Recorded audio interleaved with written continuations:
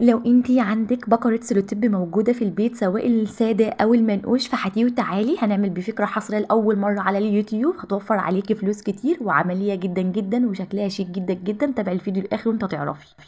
ازيكم عاملين ايه؟ يا رب تكونوا كلكم بخير وصحة وسعادة وراحة بال وطمأنينة، اللهم امين يا رب العالمين.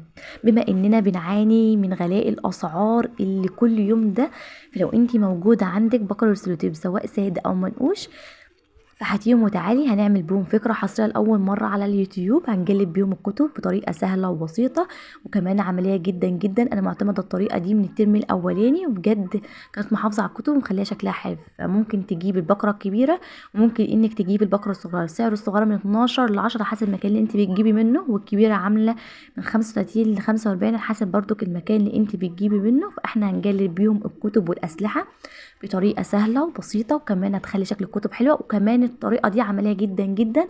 وزي ما قلت لكم انا معتمده الطريقه دي من الترم الاولاني وبجد محافظه على كل الكتب والاسلحه بتاعه الاولاد.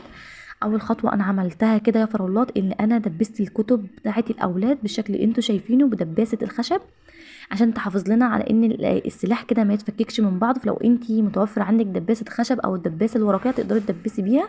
انا دبست بالدباسه الخشب لاني مش متوفر عندي الدباسه الورقيه.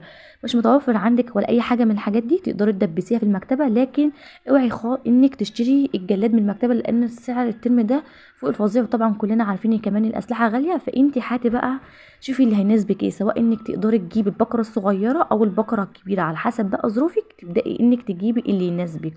البقره الصغيره هتجلد لك من 7 ل 8 كتب على سلاح، والبقره الكبيره ما شاء الله عايزه اقول لك اللي انا جلدت منها 4 اسلحه. الكميه اللي فضلت منها كانت كبيره جدا جدا جدا. هتجلد لي كميه كبيره من بعد كده من الكتب والاسلحه الباقيه، تقدر تقعد معاكي كمان لو انت بتستخدميها في حاجات تانية تفضل معاكي لفتره طويله جدا جدا.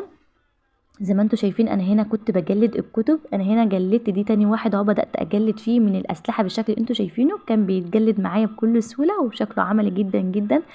انا هنا اهو بوريكم شكل الاسلحة بعد ما هنا جلدتها بالسلوتيب. والله العظيم الفكرة دي عملية جدا جدا وموفرة جدا جدا جدا في الغلاء الاسعار اللي احنا بنمر بيه ده. فجربي الفكره دي واعتمدي عليها. عايزه اقول لك انت لو جربتيها هتعتمدي عليها على طول. انا معتمداها من الترم الاولاني ومعتمدتها هنا الترم التاني. انا بوريك اهو ان شوفوا الكميه اللي فضلت هتعمل معانا قد ايه. كمان لو انت بتشتغلي بقى وبتحبي تجلدي اي حاجه حلو قوي ان السلوت تبقى موجوده عندك في البيت. اتمنى يا رب ان الفيديو يكون عجبكم واستفدتوا منه لو بحاجه بسيطه. لايك بقى وشير وكومنت بصراحه على النبي واشتراك في القناه اول مره تشوفيني.